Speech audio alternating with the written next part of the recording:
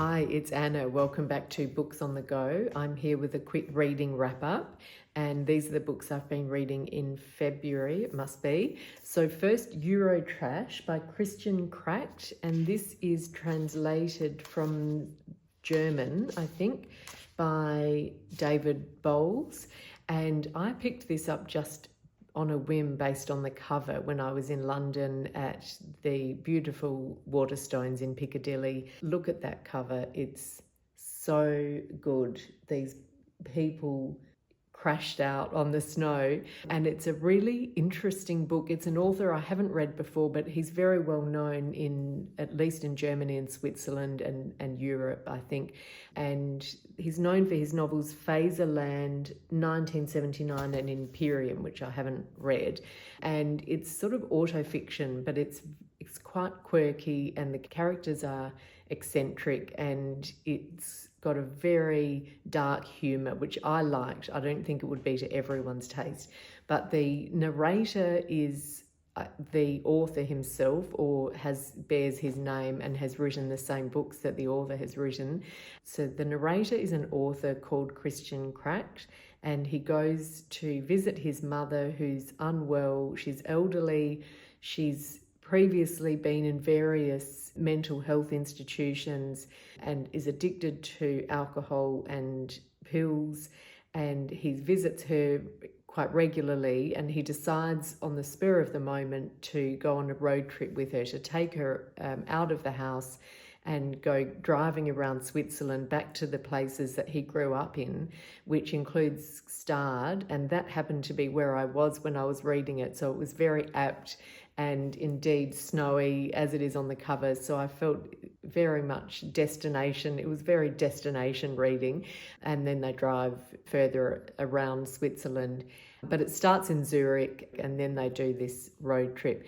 There's so many references, so if you've been to Switzerland, to any of these places, you'll recognise them. And he's quite cutting about Stade, saying how it's just become all these designer boutiques and so pretentious, and compared to when he grew up there. But he himself is from a well-off family, and they grew up in these houses, and I don't know how much of this is true and how much is invented, but in the story he's grown up in houses filled with artworks, and he's always been surrounded by art and literature, and his parents split up, so his father then took a lot of this away and lived in another house on Lake Geneva, I think it was, which he would then visit. So they've had various homes, and he's grown up in a very privileged lifestyle, and he has some self-awareness about that and some cynicism about this sort of milieu of these people, but he's still the product of it, which is a really interesting sort of dynamic.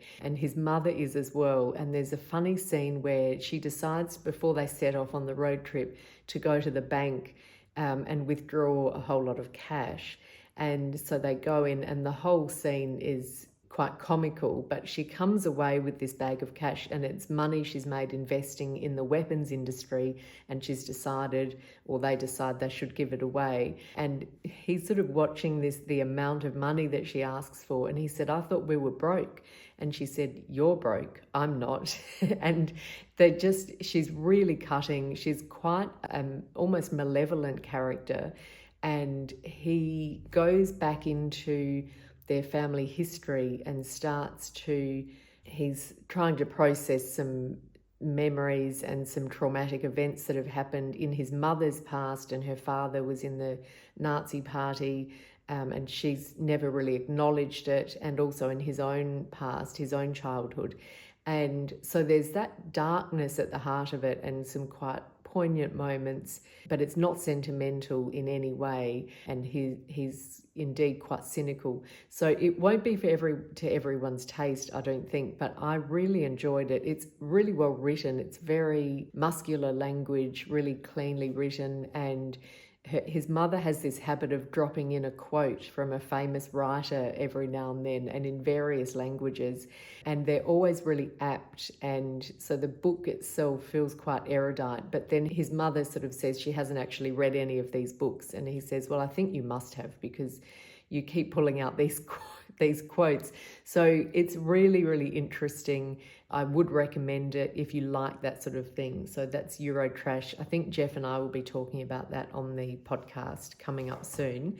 And then quite a change of pace. I picked this up again on impulse, wanting a good murder mystery. This is set in Florence and it's by Michele Giuttari and it's called A Florentine Death, translated by Howard Curtis. This just sounded interesting because the author himself was in the police force. He trained as a lawyer and then was a commissioner of police and was involved in some high-profile cases, originally Sicilian and then worked in Florence, among other places. And one of his cases, I think, was a case called The Monster of Florence. And in the book, the police detective is called Michele Ferrara, and he also has been working on this long-standing serial killer case called The Monster of Florence. But then he goes on to try to solve the murders in this book. So the author has said it's not autobiographical, but you can see that he's drawn from his experience. And so obviously all the policing details are very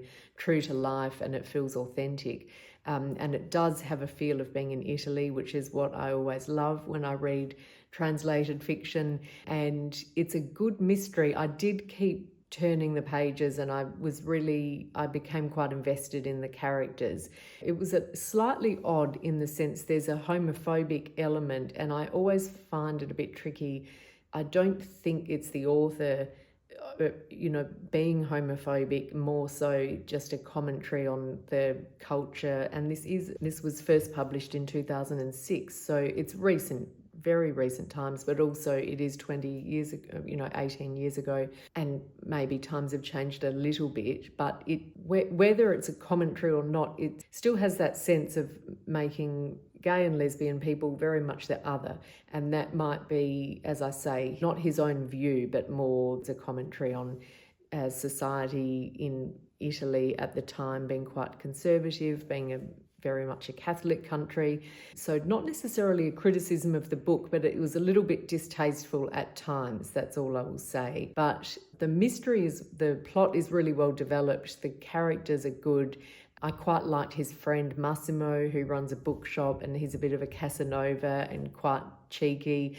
Yeah, the police officer himself, Michele, the main character, is quite interesting. His wife was a bit too bland and happy for my liking. She was quite idealised in the sense of always smiling, always saying, "Oh, darling, you're amazing, and I'm just going to do some gardening or something and cook lunch for you." And it wasn't quite, compared to Donna Leon's books, the Commissario Brunetti series, where he does have a wife, Paola, who cooks lunch for him when he comes home at lunch, but she also works and engages with him in quite interesting conversations, which is part of the joy of those books. Whereas this one, it almost seemed like the wife was very one-dimensional.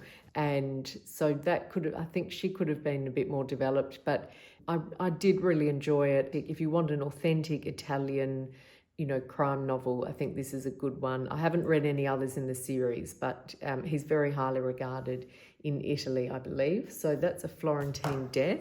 And then this one, Teddy by Emily Dunlay. Again, it was the cover that sold me. I did see a lot about this on Instagram, and our book club is doing it next month. So I bought it, not knowing much about it. I think it's a debut by this author, and the premise sounded fun because it's Teddy Carlisle, fresh off the plane from Texas with a new husband in tow and a new life. They moved to Rome, but she's been naughty in her past. She's determined that now she'll be good, she'll wear the right clothes, but then she's caught on camera in the arms of the American ambassador just moments after spotting a man from the darkest corner of her past across the room. So she tries to recover the photographs and her reputation and descends into the dark underbelly of the city. But is she in over her head?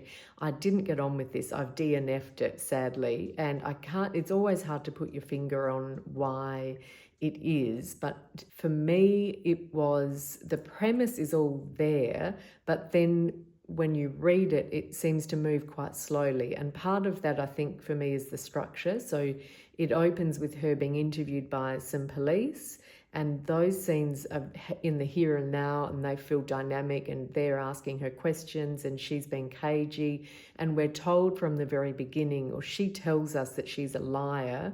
So we're meant to think of her, I guess, as an unreliable narrator. We don't know if she's lying to the police or just saying that she's a liar. And because she says things like, for a liar, I'm very naive.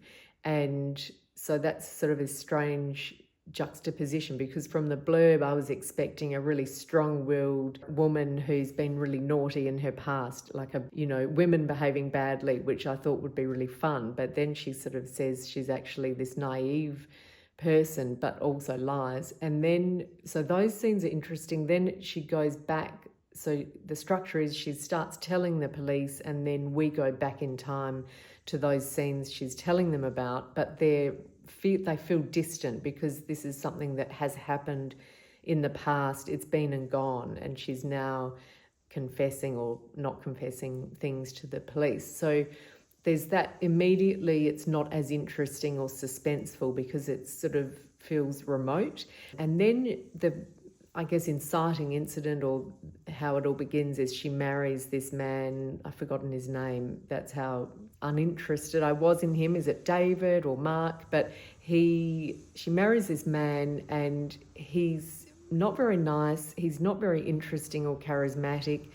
I couldn't quite understand why she married him. She's from a really well-off family. So even though she says she's 34, so it became desperate that she had to get married in those days, I think this is 1969, it still seemed to me she would have better options. Yeah, it didn't quite add up to me. She had this great life, and then she goes to a marriage that seems very unsatisfactory, and she's a trailing spouse when they go to Rome, and doesn't seem to, I don't know, it seemed to lack purpose. And it seemed to be a lot of telling us that she'd had this glamorous life or being bad, rather than us seeing her being naughty in a way that I thought might be more fun. So yeah, somehow it didn't work. It didn't quite click for me, but perhaps I had all different expectations based on the blurb. But let me know if you've read Teddy.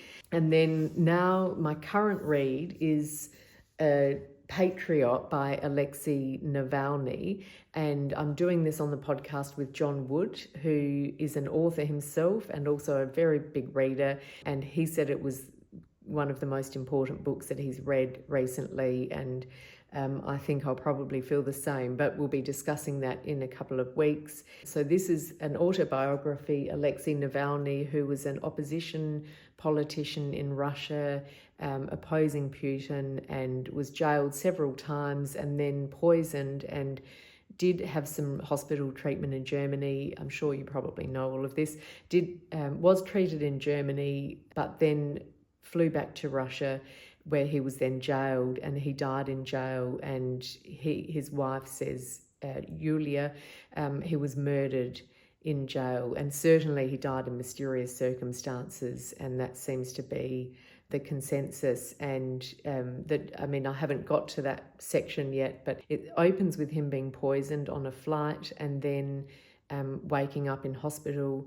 And then it goes back to his childhood. It's really interesting. I've also heard his wife Yulia being interviewed on the podcast The Rest is Politics, leading, and she's an amazing character, amazing person. So a tragic story, but I think an important one. So that will be coming up. That's Patriot. Let me know what you've been reading, and I will see you soon. Bye for now.